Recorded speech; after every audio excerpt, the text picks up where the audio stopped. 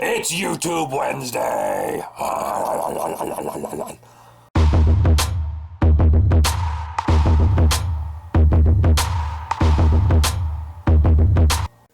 I'm going to show you guys how I hair a werewolf mask.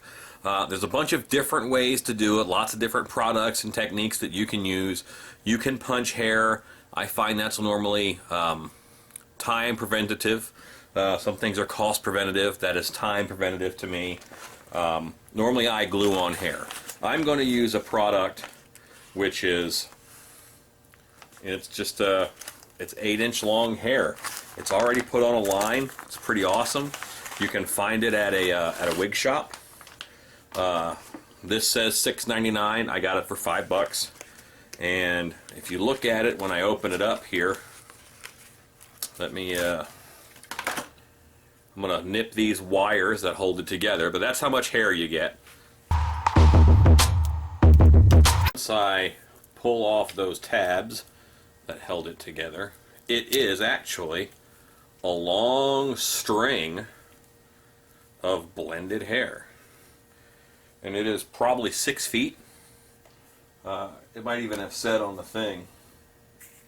But yeah, it's a lot of hair. It's already sewn together.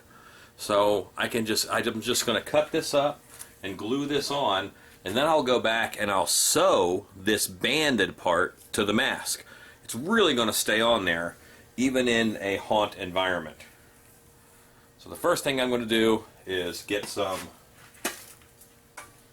rubber cement or contact cement. This is the brand that I use. I really like it.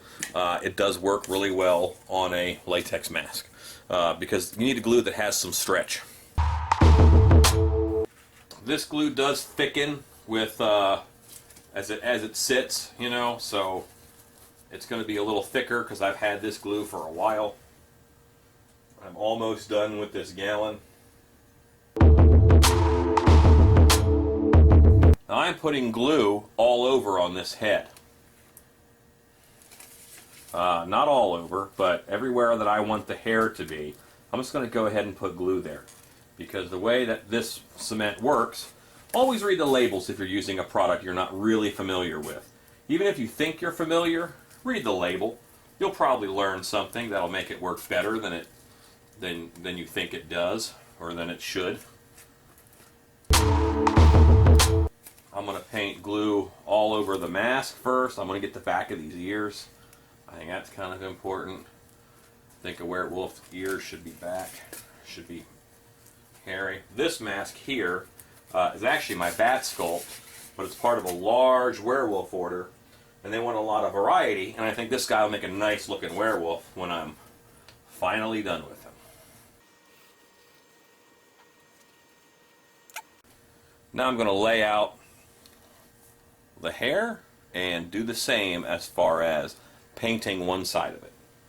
I'm not going to glue all of this at once because I need to just kind of get a measure of about how much I'm going to use, and that's going to tell me how much I need to glue. And it's about that much. I just went around the head. Simple measurements. And this stuff is already all joined up. I'm just going to cut it and take the piece that I need.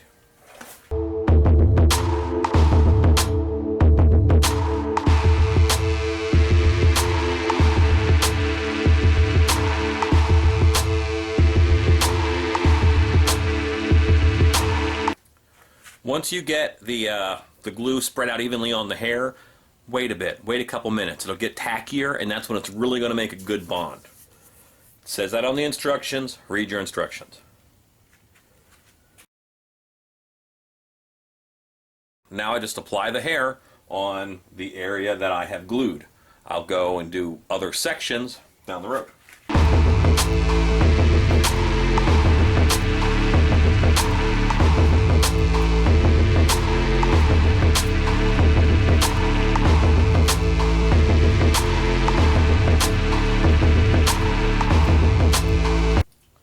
Alright, so I'm just pressing it to make sure it sticks to the mask. Glue to glue, Contact cement does need some contact to make it work well. And now I'm going to look at the areas that need additional hair. I painted glue up in here, up under the cheeks, so I'll cut a strip for each of those. And that distance is the same on both sides. This hair that's already sewn together, it costs more than cutting up a cheap wig. It costs a little more than the jumbo hair that I like to use and used to use a lot. But man, it's already sewn into runs. That makes it awesome for hairing masks, attaching to costumes. It's really good stuff. Once again, these little bits, I'm just going to go ahead and put some rubber cement on them.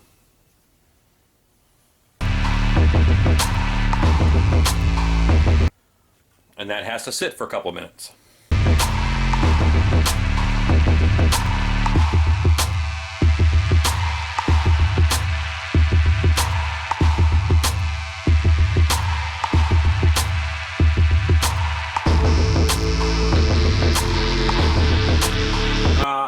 Here I have rubber cement on this, and I have it on my cheek pieces, and now I'm just going to line up my cheek pieces and apply them to the mask.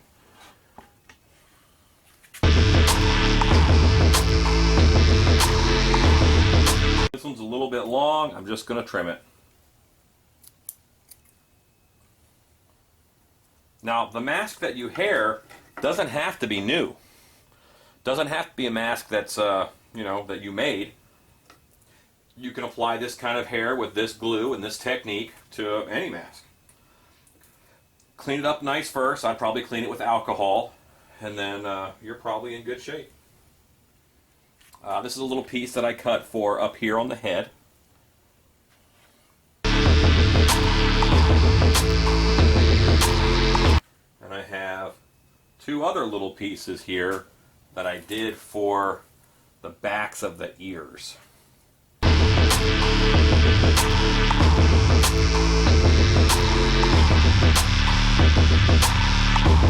This edge here is not that nice.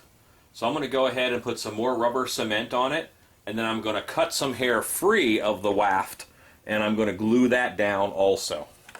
But I'm going to glue that down without the weft on it. And I'll do that up here on the cheeks also in order to blend in these. Next step of that is rubber cement.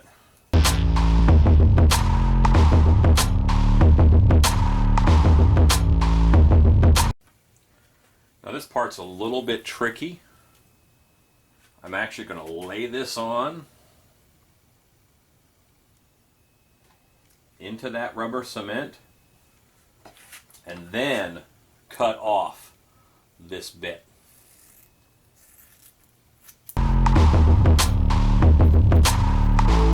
Now I will take my rubber cement,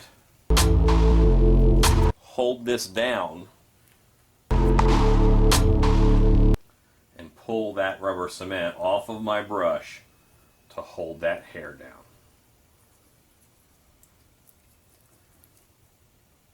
Right there on the end, on the edge. I'm going to treat it like spaghetti and try and get it all wound up on my brush.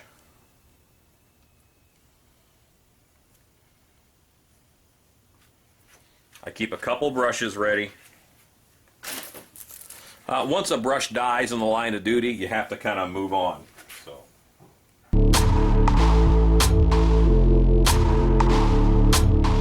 Alright, now I have those cheeks to do still. Go ahead and knock those out. Same technique, I'm going to lay that piece on, then I'll trim it up.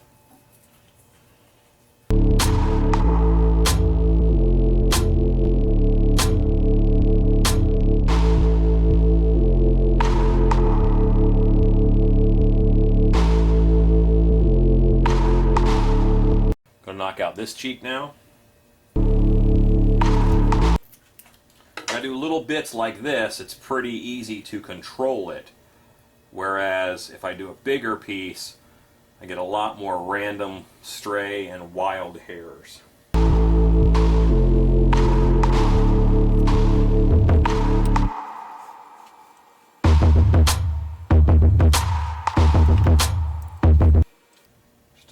tabs at a time now. Maybe inch-long pieces at a time is all I'm putting on here.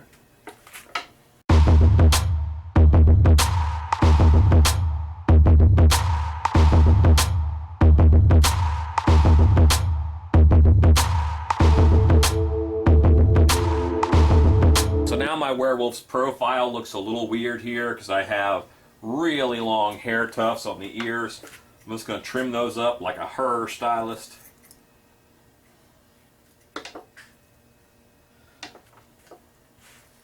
I want some of a tuft, but I don't want it to be crazy.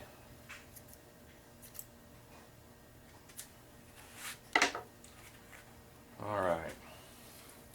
I'm just going to go through now, look at it, and pull off any loose hair. Make sure that your glue is drying. I'm just going to pat it down and make sure all those hairs stay in place.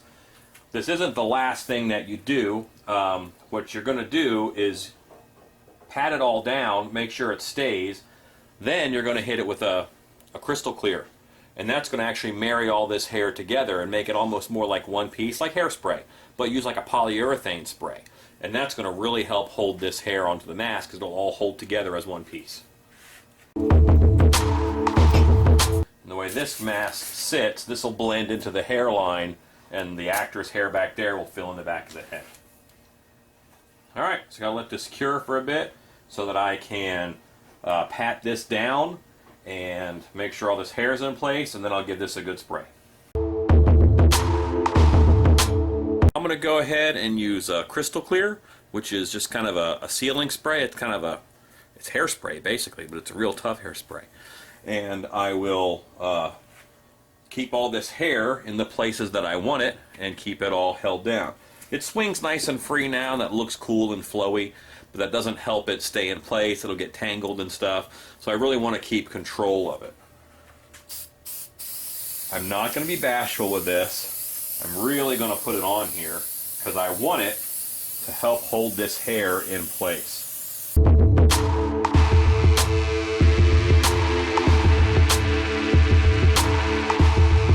Now this will dry, and it'll look a lot better when it's dry. It'll kind of disappear. But what's important is that it's going to hold all this together as a unit. And I can see the individual hairs, but they're not going to move like individual hairs. They're going to be, you know, one nice piece that's part of this mask. The very last step is I normally will airbrush the hairline to help that blend in even further.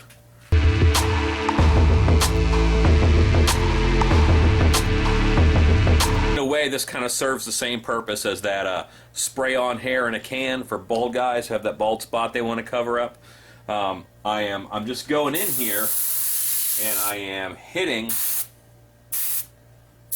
the hairline, and I'm darkening at that hairline. So the transition between hair and no hair is harder to discern. I'm even adding a couple spots in there just because I think it looks cool.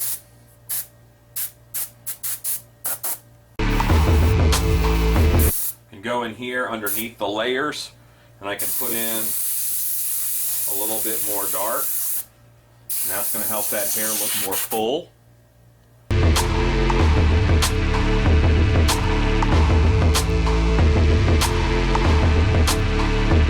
Just gave my airbrush a little clean out there because I'm done with it, and I will show you guys the finished mask all haired up.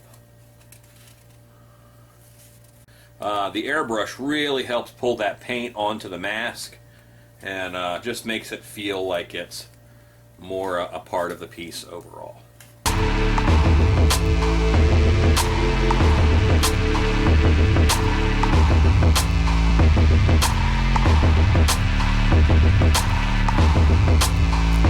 Go make stuff.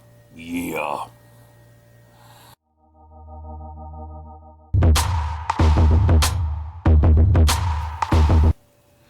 Ew, hair fingers. Ooh.